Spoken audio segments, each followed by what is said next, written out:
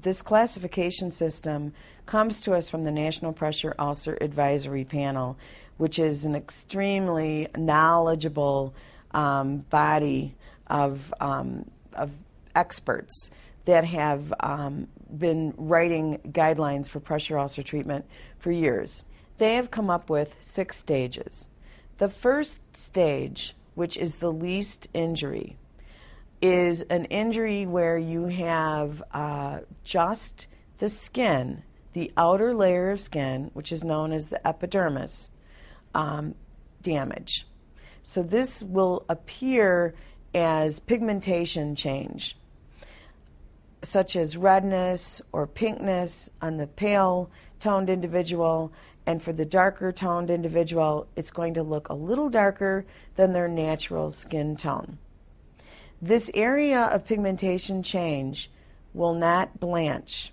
In other words, when you press your finger on it, it's not going to change in any way. It will remain that solid color that you see. Again, this stage only involves the outer layer of the skin known as the epidermis, and the skin is intact. Stage 2 is when you have a break in the skin. There's further damage now. We've penetrated the epidermis, we've broken the skin, and we're now involved with the dermal layer, the next layer. The dermis looks red. Now it is considered a partial thickness injury. This is a stage 2. The treatment for a stage 1 and a stage 2 is, of course, relief of pressure until there's complete resolution of the color change and until the skin becomes intact again. We have a variety of treatments. We have creams that reduce friction and shear. We have special transfer sheets and the like that we treat this level of damage to the skin. The next stage is a stage 3. Now we have a full thickness injury. We have penetrated through the dermal layer, beyond the epidermis, into what we call the subcutaneous layer. The wound itself will look red, and it may have necrotic tissue in it. Necrotic tissue is dead tissue. We don't want dead tissue. We want to get rid of all the dead tissue to make room for healthy tissue to grow. Dead tissue can be a variety of colors: yellowish, blackish, grayish, even whitish.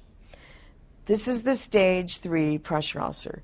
There has to be relief of pressure until this wound resolves, and we use, again, a wide range of different treatments depending on the character of the wound. If the wound is a highly draining wound, we're going to use an absorbent dressing, a dressing that wicks away the drainage. If it's a very dry wound, we need to give the wound moisture, and so forth. A stage 4 pressure ulcer is a full thickness injury where the damage has extended into the muscle and perhaps into the bone, the tendon, or joint capsule. You may see bone. You may palpate bone. You may see tendon. You may see muscle. This is a large cavity wound, usually of depth, and of course you must have relief of pressure until there's resolution, and similar modalities of treatment are used as with the stage 3 pressure ulcer. The next stage is what we refer to as unstageable, but it is a stage. An unstageable pressure ulcer is when it is completely covered with necrotic or dead tissue so that you cannot visualize the wound base. So we don't know what the extent of damage is until we remove, or what we call debride, the necrotic tissue. Then we can classify this wound as either a stage 3 or stage 4. The last stage is what we call the suspected deep tissue injury.